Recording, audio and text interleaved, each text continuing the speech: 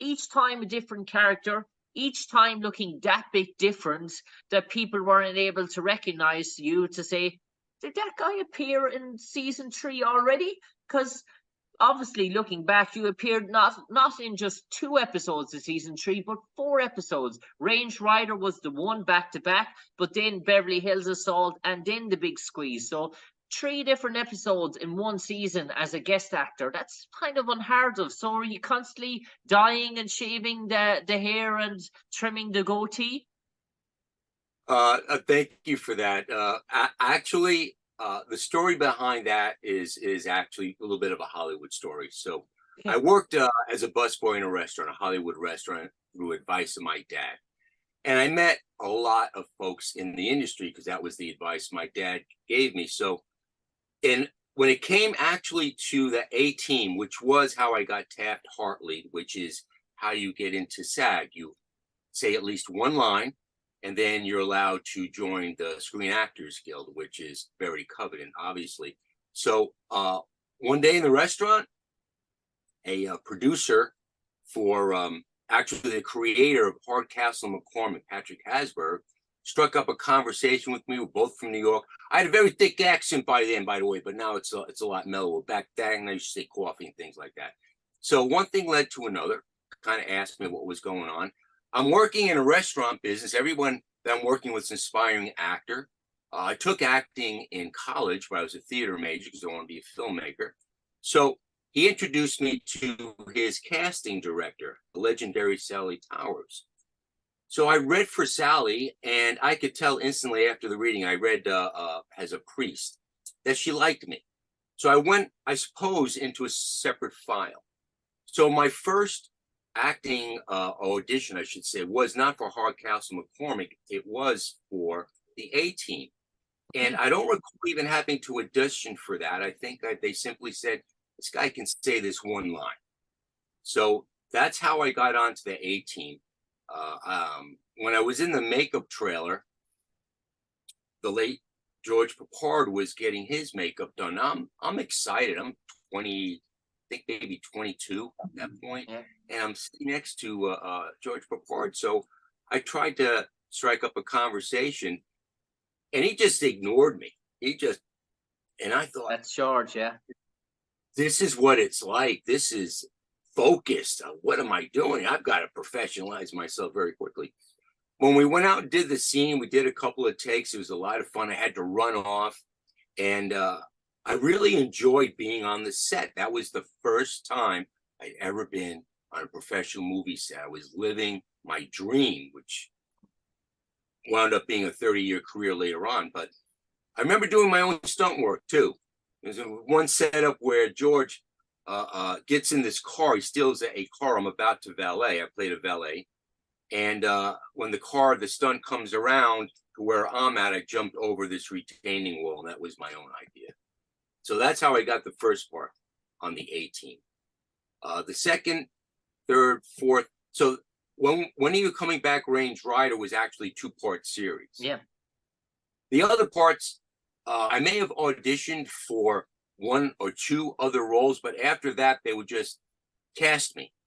And not only in the A-Team, but also in Riptide and Hardcastle McCormick. So in my mind, the casting associates, I believe they're called Reuben Cannon and Associates, thought of me as a go-to day player. And that was just ecstatic for me. So that was a lot of fun. And that started to grow. So when you mentioned I did several A-Teams in '86, that's when the career in general started picking up a little bit because I was doing other shows as well. And 1987, I did a show called My Sister Sam. Got fan mail from it. I kid you not. I wish I had one of the letters with me. And that's when I really thought, maybe I got something going here because I'm just playing myself. It's not like I'm trained. Hearing me say Shakespeare is like, you'd laugh your face off. But turns out they were going to reprise that role. And I was already a gopher, a PA, production assistant on Throw Mama from the Train. So I had this quandary, and I had to tell the producer, who I met while working in the restaurant. And the late Larry Bresner, famous manager, he managed Robin Williams and Jim Carrey. He's the one who gave me the break out of the restaurant. So in a sense, like many actors, I came out of the restaurant business, but for me, it was a conduit to find my true calling, which was being a film editor down the road. And Tony, you mentioned that, and obviously you've not appeared in one episode, and obviously that first episode, a nervous experience with George Peppard, really thrilling, really enjoyed it. You came off that sort of set, spending that time with the A-Team, and said, well, that's a memory I'll take now with me going forward. Probably thinking that you would never step foot back on the A-Team again. So the second time around, when you came back to the A-Team, was this now a Tony with a bit more confidence, with a bit of pomp in his step? And were you able to maybe approach maybe Dwight or Dirk in between sort of takes and Mr. T, and maybe try and strike up a conversation that maybe first time around Toni Ciccone might have been a bit nervous to do? That's a very good point, Jim. You're exactly right. I thought, well, they like me. Dirk was very friendly. I did have several conversations with him, I remember, in between set. Mr. T, I actually interacted with him in Beverly Hills Assault, which I can get to later if you like. But it's true. You hit it on the head.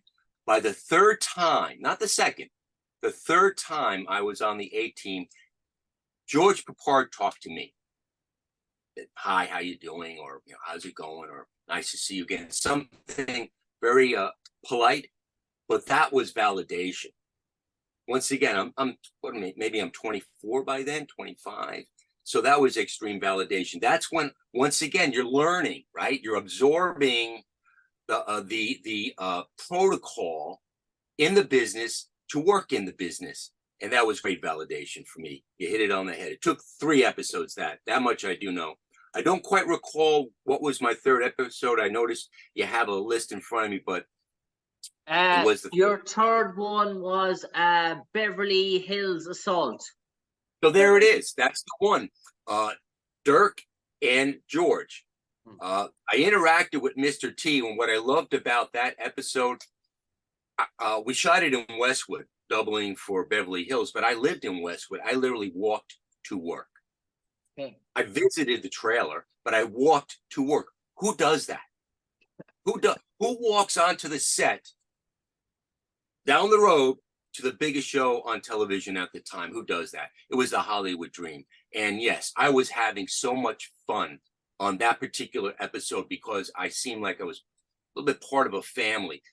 The actors, the legends, they understood that we have someone here who's worked with us several times, has the validation of the casting company and so on.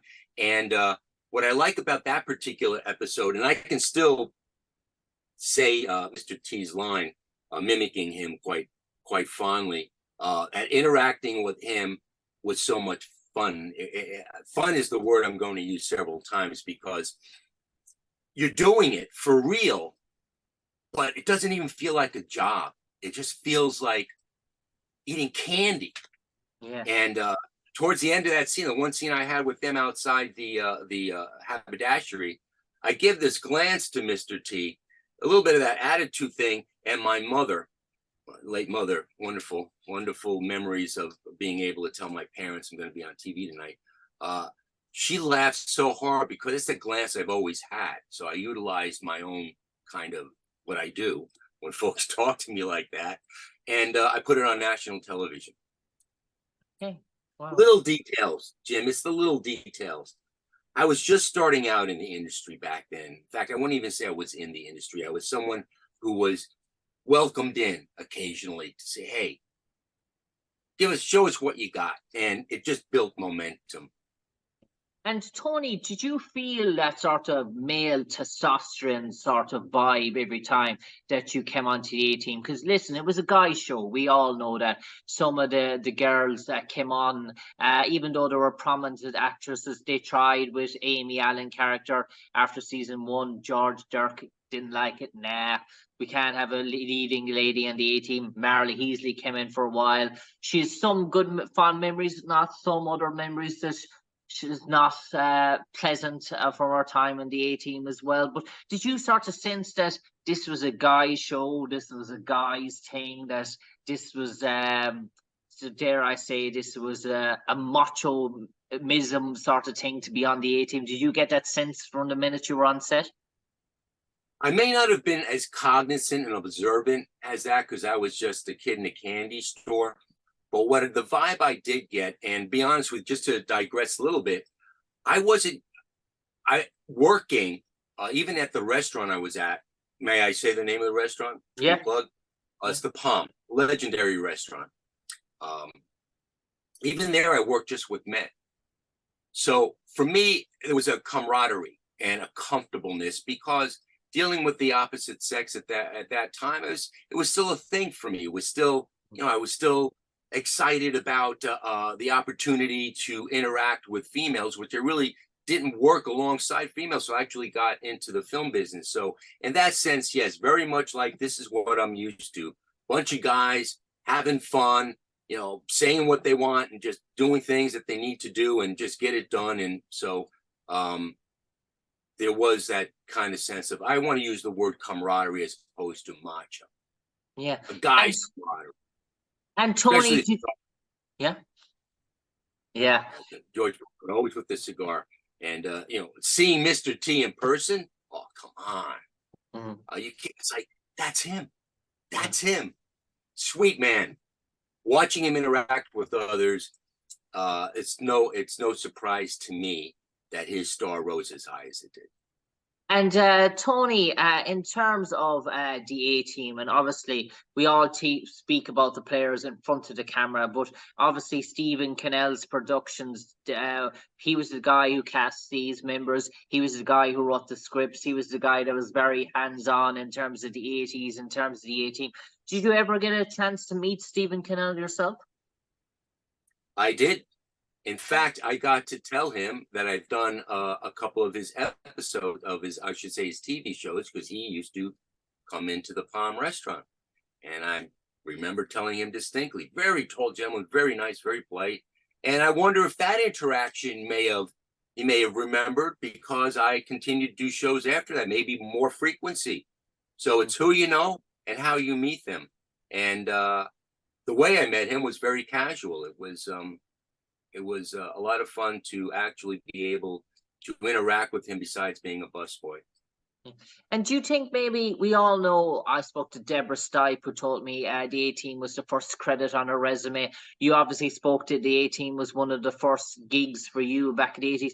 Do you think maybe having that on your resume, having that credit on the A-Team, having credits on the A-Team, did it open up doors? Did it open up other opportunities? Did people say, yeah, whoa, he's appeared on the A-Team, this is a cable TV show, yeah, let's give this guy an audition, where you mightn't have possibly got an audition otherwise? Clearly, it got me an agent. You're on the biggest show on television. Yes, that's a no-brainer there. So yes, and if I may say, I also met Frank Lupo, wonderful man. Once again, back from New York, like I was, and we had some nice rapport, just talking about our dreams. And his was very similar to mine, which is similar to a lot of other people. He told me how he came out to Hollywood with a trunk load of scripts and was just handing them out and climbing up the layer cake. It was nice of him to share that with me, because I was a sponge. I met many well-known, famous movie stars, directors, and writers while I worked at that restaurant. And they all said the same thing. Write what you know, or use your background as much as you can, because it's going to come across on screen as authentic. And I abided by that. I didn't pretend to be anyone I wasn't.